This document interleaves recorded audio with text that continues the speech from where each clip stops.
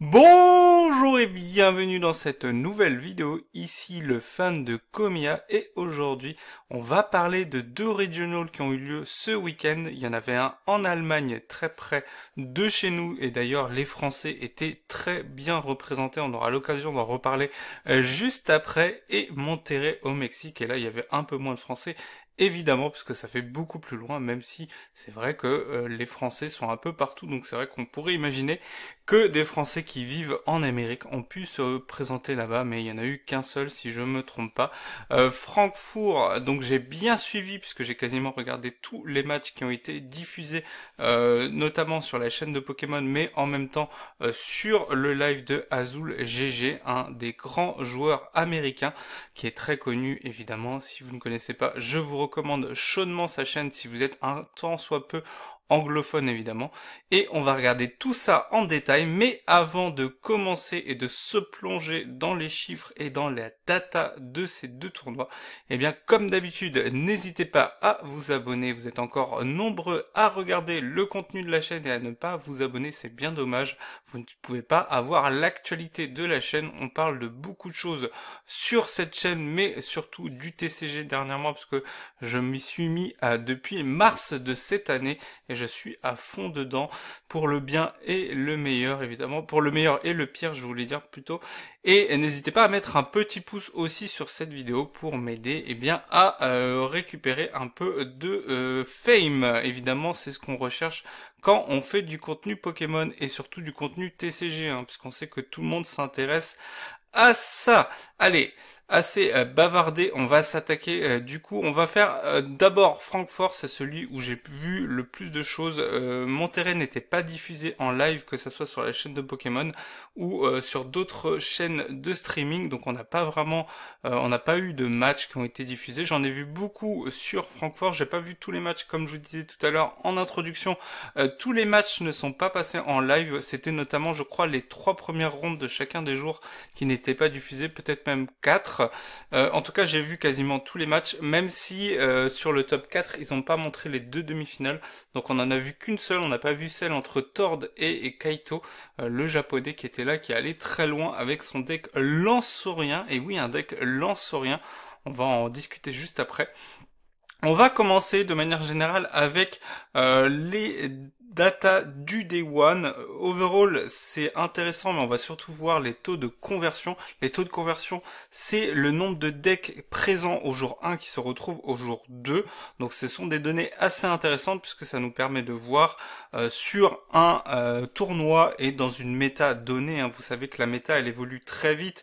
D'ailleurs, il est fort probable qu'à Pittsburgh, c'est le prochain regional aux États-Unis, bien ça change un tout petit peu puisque les joueurs vont sûrement s'adapter à ce qui a été joué à Monterrey et Francfort. Mais là où ça va être le plus intéressant, ça sera évidemment avec l'arrivée des mégas. J'espère que vous êtes pressés. Moi, je suis pas spécialement pressé. Mais je sais déjà avec ce qu'on a vu au Japon que ça n'altère pas trop Gardevoir, et comme en ce moment je suis plutôt sur le deck Gardevoir pour les tournois au format BO3, bien je suis bien content de voir que mon deck Gardevoir ne changera pas trop pour l'île, et ça me fait moins peur parce que sinon ça voudrait dire beaucoup de changements dans la préparation d'un deck. Et le deck qui aura été le plus joué ce week-end, que ça soit à Francfort ou à Monterrey, sans trop de surprise, c'est Lanceorien Noctunoir. Lanceorien toujours très très très populaire, et c'est vrai que malgré les récentes victoires de Gardevoir, il n'y a pas eu trop de changements, un peu aussi par l'idée, et bon, elle est vraie et elle est fausse, ça dépend des match-ups, mais c'est vrai qu'en général, Tordreclev a dit que c'était un 50-50, je suis pas aussi certain, mais en tout cas c'est vrai que Lanceorien Noctunoir, on sait que c'est une des meilleures variantes de Lanceorien pour affronter Gardevoir, et c'est vrai que tant que Gardevoir est très fort, mais pas prépondérant, vous le voyez, seulement 4e des usages sur le jour 1, et vous allez voir que sur Monterrey, je crois que c'est légèrement différent, mais pas une énorme différence. Eh bien, c'est vrai que Lansorien Noctunoir, ça apparaît comme la version ultime dans cette fin de bloc EV, la meilleure version de Lansorien qu'on ait jamais vue.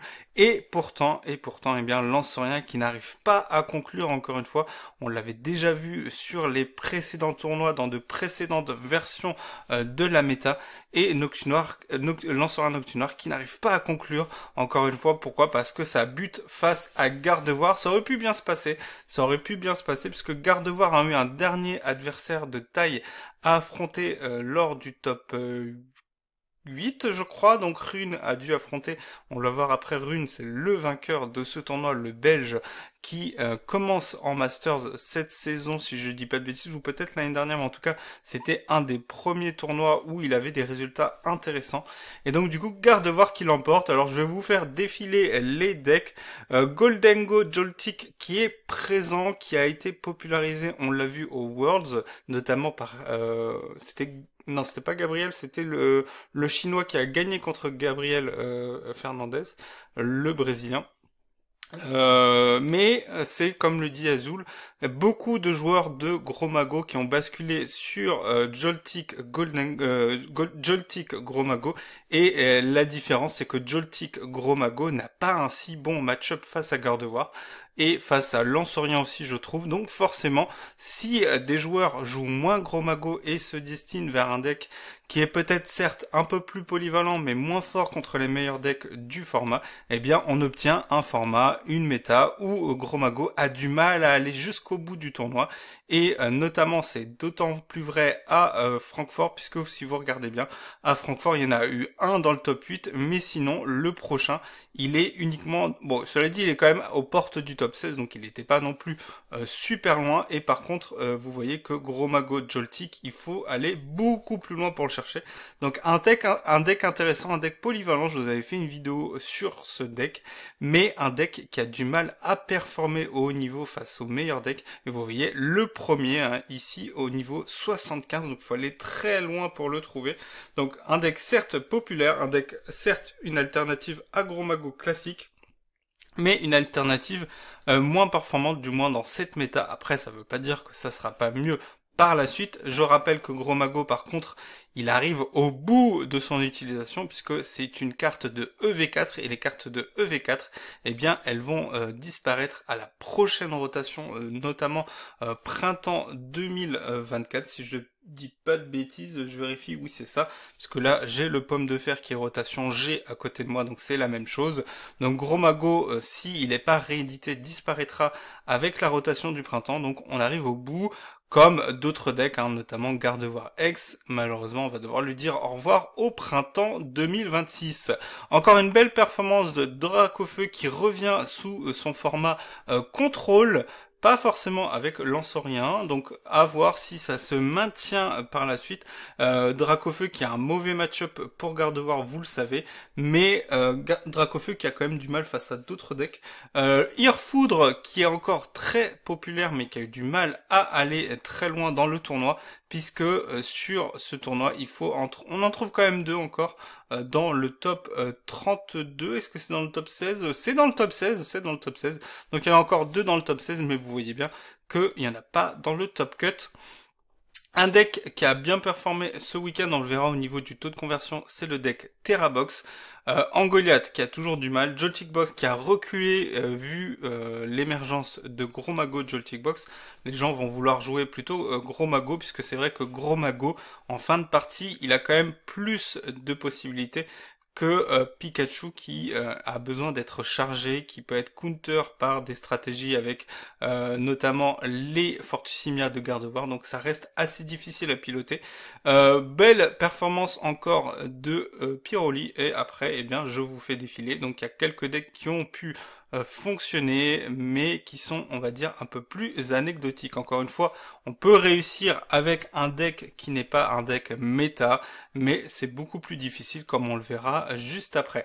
Au niveau des taux de conversion, on va classer, mais évidemment, c'est toujours pareil, il y a des versions, il y a des decks dans la méta qui vont avoir des très très bons taux de conversion, mais ils sont joués par très peu de joueurs, donc c'est difficile d'en tirer une conclusion. On va plutôt s'orienter vers les decks qui ont été été très joué et on voit que TerraBox a un beau taux de conversion de 40%.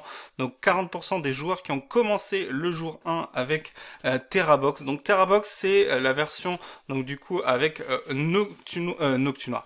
On va y arriver. Noirfang et notamment Ogarpon du Puits. Et comme attaquant on peut avoir Terrapagos. Qu'est-ce qu'on a d'autre? On va regarder sur le deck ici, je me souviens plus exactement, donc c'est le deck de Miss. Eh bien on va avoir Pidgeot, hein. Oui c'est vrai que c'était un des rares qui jouait, donc du coup TerraBox qui a inclus en plus, pour plus de consistance, Rocarnage. Alors évidemment c'est une ligne 1-0-1, donc c'est difficile, on peut brick, on peut manquer un des éléments, on peut brick le Pidgey, le Roku, et là c'est terrible, on peut aussi brick le Super Bonbon, et à ce moment là on peut pas avoir le Rocarnage. Donc c'est une strat pas forcément fiable à 100%, et on va taper avec notamment Pikachu, Ursaking en fin de partie, et éventuellement on peut aussi attaquer avec le Mélofée de Lily, donc très polyvalent, qui répond à beaucoup de situations, mais avec un grand nombre de cartes. Moi les decks comme ça, avec un grand nombre de cartes en peu d'exemplaires, ça me fait toujours stresser parce que je me dis il y a toujours un élément qui va manquer, et c'est vrai que ça reste assez stressant à voir. Après au niveau des taux de conversion, on a de très bonnes conversions pour le petit crabe qui comme d'habitude continue à apparaître de temps en temps. Au niveau des techs notables qu'on a cités tout à l'heure, Joltik Box qui a un beau taux de conversion à 24%, Pyroli aussi au-dessus des 20%, le Gros Mago au-dessus des 21%. Qu'est-ce qu'on a d'autre? On a Lanceurien Noctunoir qui est un tout petit peu en dessous des 19%. Donc c'est dû au fait qu'il y ait beaucoup de joueurs qui le jouent, et donc forcément il y a beaucoup de joueurs qui sont, on va dire, c'est toujours pareil. Plus vous avez des gens qui le jouent, plus l'éventail, on va dire, de capacité de compétences, il est large. Donc ça va du bon joueur, du débutant au très très bon joueur, comme on l'a vu avec Tord en finale. Donc forcément c'est un spectre très large, donc vous allez avoir beaucoup de gens qui vont se qualifier, mais vous allez avoir aussi beaucoup de gens qui ne vont pas se qualifier, donc 4 joueurs sur 5 qui ne vont pas se qualifier, donc c'est assez fort. Pareil pour Gardevoir, hein. Gardevoir c'est un deck qui est très populaire, donc beaucoup de gens vont vouloir le ramener, mais c'est difficile à piloter, et on peut avoir des match-ups assez difficiles, notamment le miroir, hein, je vous en avais parlé dans une vidéo. Pareil pour Irfoudre qui perd en pouvoir, en puissance avec la diversité des decks qu'on a de plus en plus. Gros Mago aussi très bas en taux de conversion. On l'avait dit, Azul l'explique parce que beaucoup de bons joueurs, beaucoup de très bons joueurs ont voulu changer de deck, ont voulu jouer autre chose, et du coup, eh bien, on va dire que c'est un deck qui est populaire parmi les joueurs, mais pas forcément parmi les très très bons joueurs. Et après, ça ne fait que descendre, et vous voyez notamment en Goliath, c'est de pire en pire. En Goliath, c'est un deck dans lequel j'avais fondé beaucoup d'espoir, mais malheureusement, ça ne fait que baisser en usage. Et du coup, on a ici le top cut. Alors c'était un top cut asymétrique, c'est-à-dire que vous avez des joueurs qui sont qualifiés directement pour le top 8 et des joueurs qui doivent s'affronter pour atteindre le top 8. On a eu des matchs très intéressants. Je crois qu'on n'a pas trop vu TerraBox en combat, en live. On n'a pas vu le Green Ninja, on aura l'occasion d'en reparler. C'est un deck assez fun, mais on a de grosses difficultés face à Gardevoir. Et dans cette méta, si on a du mal face à Gardevoir, on a du mal tout court, puisque dans le top cut, on va toujours avoir un ou plusieurs Gardevoir. Et si vous avez la malchance de tomber dessus, eh bien votre match-up il est très difficile. Pas impossible, mais très difficile, vous vous en doutez. Et ce qui est très parlant ici, c'est la présence forte de Lanceurien dans le top cut, donc dans le top 4, avec 3, même si ce ne sont pas les mêmes variantes donc de Lanceurien, mais Lanceurien Noctunoir, Lanceurien et Lanceurien Braségali. Braségali qui a la capacité d'aller chercher des énergies dans la défausse, ça permet de charger les Fortusimia, ça permet de battre en retraite avec le Lanceurien ou avec le Braségali, et Fabien qui avait même inclus des petites techs anti-méta avec notamment le petit Péchaminus, vous savez celui qui permet de faire les donks avec le poison. et d'autres petites bizarreries comme le Roswell, je crois, non c'est Luthor en français, c'est ça, en français c'est Luthor et en anglais c'est LGM, qui permet de déplacer une énergie avec une énergie psy, et le deck joue l'énergie psy, donc on peut notamment dans le miroir déplacer l'énergie néo supérieure une fois qu'elle est mise sur un Pokémon vers un autre Pokémon, donc c'est très fort dans le miroir et dans d'autres match-up. Donc on aura l'occasion d'en reparler puisque c'est une tech assez intéressante que j'avais envisagée, mais pour l'instant j'ai pas vu l'opportunité. Donc juste pour finir, parce que ça fait un peu long et j'aimerais bien parler un tout petit peu du deck de runes, mais aussi de Monterrey, mais vous allez voir, il y a un lien entre les deux, et un lien pas incroyable, enfin si incroyable, vous allez le voir, une histoire incroyable, et un signe, un témoin du fait que Gardevoir est omniprésent et très très fort dans la méta. Mais en tout cas, pour conclure, eh bien on voit que les Terrabox étaient très présents, mais ont perdu eh bien lors du top 8, du coup juste avant le top 4. On peut le regarder ici si on regarde les pairings, et donc on va regarder. Donc là, vous voyez le résultat de la finale. La finale était très intéressante à regarder. Je vous conseille très fortement de regarder puisque Tord est un des meilleurs joueurs du monde et il a sorti un deck avec 4 super bonbons. C'est incroyable comme deck. Donc allez voir la finale, elle est vraiment géniale et vous allez voir un match où Rune dans le deuxième match a failli gagner avec le fameux Fortissimia et sa capacité à confure le Pokémon adverse. Tord qui s'est retrouvé dans une situation où il ne pouvait plus battre en retraite avec son Ursaking parce qu'il avait mis Latias plutôt dans la partie, dans la défausse, il n'avait plus moyen de récupérer le Pokémon, donc il était bloqué avec son Ursaking, une situation qu'on ne veut pas vivre évidemment, et il a gagné le deuxième lancer de dés, sinon il avait perdu la partie.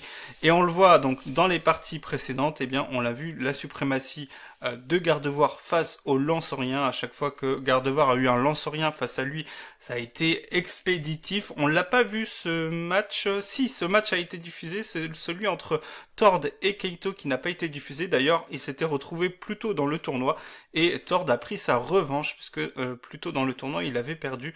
Keito qui a un deck intéressant puisque la possibilité de ne pas avoir la ligne évolutive de Noctunoir lui permet d'avoir notamment... alors, il jouait pas comme Tord aux mondiaux le Hogarpon de la Pierre et le Simularbre de lutte, mais il jouait le fameux Maracasi pour bloquer un Pokémon sur le poste actif à notre adversaire. Et vous le voyez donc le top 8 avec la suprématie des Lanceuriens qui ont affronté des Terrabox et qui les ont eh bien battus. Et pareil avec le Lanceurien Blaziken qui a battu Joltik Box. Et quand même, il faut le souligner, alors c'est un match qu'on n'a pas pu voir. Je crois que celui qui a été diffusé, c'est celui de Tord et celui de Fabien, mais je suis pas sûr, je crois pas qu'on l'ait vu, je crois qu'on a vu que celui de Tord, donc dans ce top 8. Mais c'est vrai que Gardevoir, un Rune qui a quand même dû affronter Goldengo, donc Gromago en top 8, c'est un match-up, je vous l'avais déjà dit, quand même, qui est terrifiant. Et on va le voir, puisqu'on va enfin regarder la decklist de Rune et son parcours, vous le voyez. Donc, il a eu à affronter 3 Gromago dans le tournoi, et il n'a pas tremblé. Puisque, alors, je vous l'avais dit, contre Gromago, Joltik, l'avantage est quand même un peu plus favorable à Gardevoir, là où le Gromago classique c'est un peu plus difficile. Il n'a pas tremblé à chaque fois qu'il a dû affronter un Gromago. Et il faut avouer que dans sa tech list, il n'y a pas vraiment de tech pour Gromago. Je vous avais parlé du Float Mesh, je vous avais parlé de la capsule d'Evo, et vous allez voir que, eh bien, dans son deck, son deck, je mets des guillemets, vous allez comprendre pourquoi, eh bien, Rune ne joue pas de tech pour Gromago, mais on retrouve la présence, et c'est peut-être ça qui l'a sauvé dans ces match-up, la présence de la mulette Bravoure qui revient en force. C'était un peu parti, il y en avait de moins en moins, j'en jouais un seul, moi, lors de mon précédent tournoi, puisque je m'étais inspiré donc des plus récentes decklists, puisque vous le savez si vous suivez un peu la méta et l'évolution des decklists, la decklist de Gardevoir a beaucoup évolué cette saison, alors que la saison depuis les Worlds a été très courte, mais ça évolue très vite. Et on le voit ici, une deck assez classique, hein, il faut l'avouer. Il y a très peu de changements. Le fait d'avoir seulement 3 Fortusimias, c'était une option que j'avais choisie moi aussi lors de mon précédent tournoi. Et la différence par rapport à la decklist que je joue, parce que si vous regardez la decklist que je joue, il y a très peu de différence. C'est la présence de 2 attrapes riposte. Je crois que j'en ai joué aucun sur ma dernière version, mais j'avais évolué dernièrement, j'étais repassé à 1. Pas de ordre du boss. Moi, je trouve que ordre du boss, ça peut être toujours intéressant puisque Gardevoir a cette capacité à réduire la taille de son deck et quasiment assurer d'avoir l'ordre du boss en fin de partie. Les 3 amulettes bravoure, je n'en jouais qu'une seule, et la non-présence de la capsule de désévolution. Donc je vous avoue que le match-up face à Gros Mago est très effrayant, mais je crois que Rune a dit en interview que c'était un match-up qu'il avait décidé d'abandonner dans le sens où il s'était dit que Gros Mago allait peut-être être moins joué que lors de The Worlds. Il a eu très chaud, mais il a eu raison.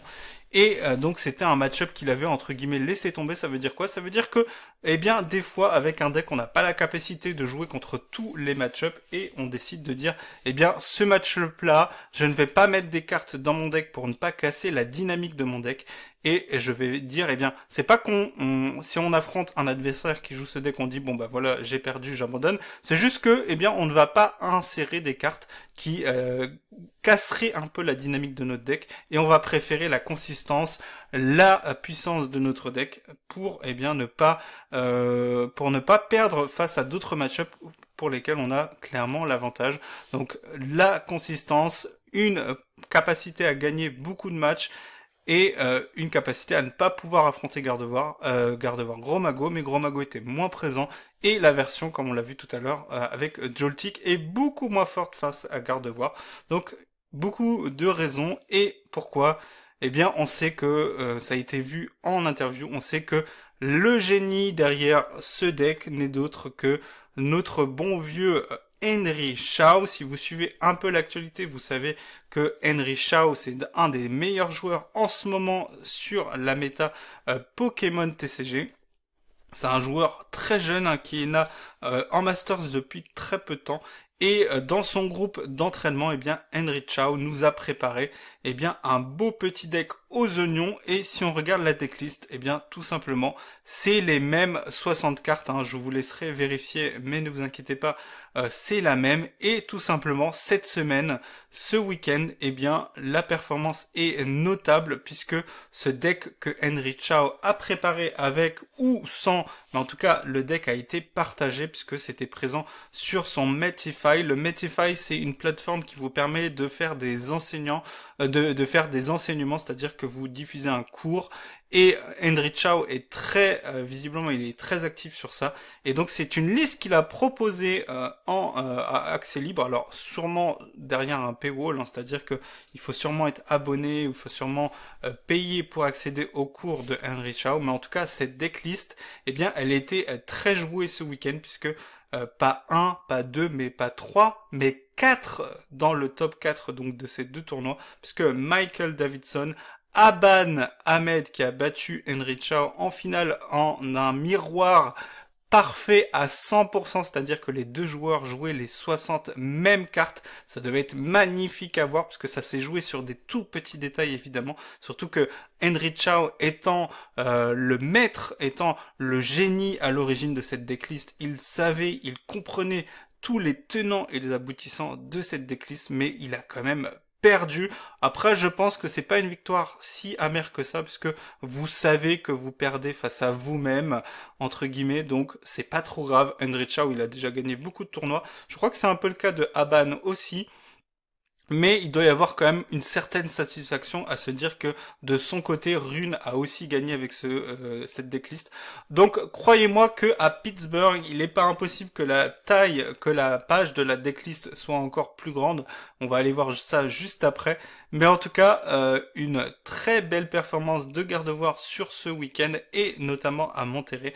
avec 4 joueurs de Gardevoir dans le top 8, et si on fait défiler, on en voit beaucoup évidemment. Alors je vais passer moins de temps sur Monterrey, puisque comme je vous avais dit, je n'ai pas pu voir, je n'ai pas trop suivi, j'ai quand même regardé un peu les résultats en direct, mais c'est moins facile de savoir et de comprendre ce qui s'est passé.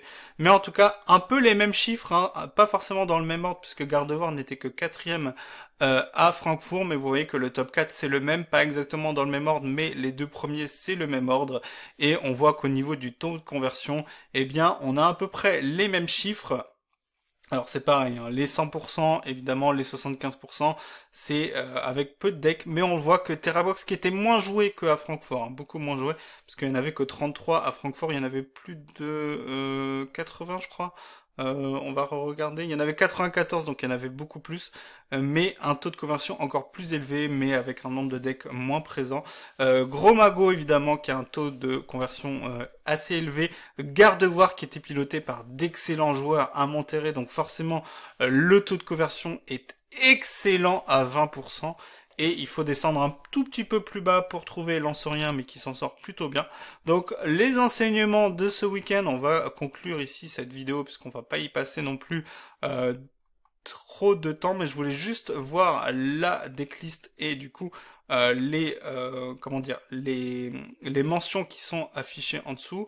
Il faut pas faire comme ça, je crois. On va aller revenir sur la page de Limitless. Donc ce que je vous disais, c'est que du coup, eh bien évidemment, les enseignements, c'est que Gardevoir est toujours sous-estimé. Il y a peu de gens qui vont tech pour le deck, donc forcément, eh bien, à la fin, Lansorien s'en sort toujours très bien. Gardevoir s'en sort toujours très bien. Lansorien qui est un deck très très fort dans cette méta, mais malheureusement, Lansorien qui a encore beaucoup de mal face à Gardevoir. Il y a peut-être encore de l'évolution, c'est-à-dire qu'il y a peut-être encore des cartes qui vont arriver pour permettre à Lansorien de s'en sortir. C'est vrai que Lansorien, on a un peu de mal à voir comment est-ce qu'il va inclure les mégas, mais ça, on aura l'occasion d'en reparler, ne vous inquiétez pas. Je vais essayer de suivre Pittsburgh ce week-end et probablement que Gardevoir sera encore prépondérant. Pas sûr que les vainqueurs de Monterrey soient à nouveau présents à Pittsburgh. Ils vont peut-être vouloir se reposer et se préparer pour les prochaines échéances à venir, surtout que, eh bien, Aban, par exemple, il a garanti sa présence aux Worlds, puisque quand vous gagnez un Regional, vous garantissez vos Worlds de la saison en cours. C'est peut-être pas le cas d'un Richao, mais je pense qu'il en est pas très loin avec ses résultats. Et vous voyez que la decklist, elle a déjà pas mal de résultats. Elle était quand même aussi jouée à Francfort, mais avec moins de bons résultats, puisque seulement 35e place est le vainqueur. Mais vous voyez, à Monterrey, première, deuxième, quatrième, et ainsi de suite, il y en a eu pas mal. Donc une decklist qui a été bien diffusée, une decklist qu'on reverra quasiment sur à Pittsburgh. Est-ce que ça sera avec le même résultat? Pas sûr, puisqu'il est possible que les gens reviennent vers Gros Mago, puisque on sait que Gros Mago, face à Gardevoir, c'est un des meilleurs decks, évidemment. Là où même les decks avec la faiblesse, que ça soit Zorwark ou Angoyat, bah le problème c'est qu'ils ont un bon match-up face à Gardevoir, mais le reste, ils ont un peu du mal face à Terrabox et ainsi de suite. Donc pas forcément les choix les plus intéressants. On va aussi voir l'évolution de la présence ou non de Shaymin, puisque évidemment, si Terrabox et Ogarpon du Puy est fortement présent, eh bien Shaymin, une seule carte à inclure dans votre deck. Évidemment, ça demande aussi de réfléchir à l'inclusion de la recherche de Pokémon, puisque Shaymin, on ne peut pas le récupérer avec le POF, hein, copain. Mais la présence ou non de Shaymin peut vous protéger dans le match-up face à Terrabox, puisque le Terrabox, il joue fortement sur la présence de Garpon du Puy et sa capacité à aller chercher des Pokémon sur le banc, notamment avec les decks évolutifs. Hein. Gardevoir, il a des facilités face à Terrabox, mais si jamais il se retrouve dans une situation où le Kirlia et le Tarsal est mis KO par les Pokémon adverses, et notamment le Ogarpon du Puy, eh bien ça devient beaucoup plus difficile.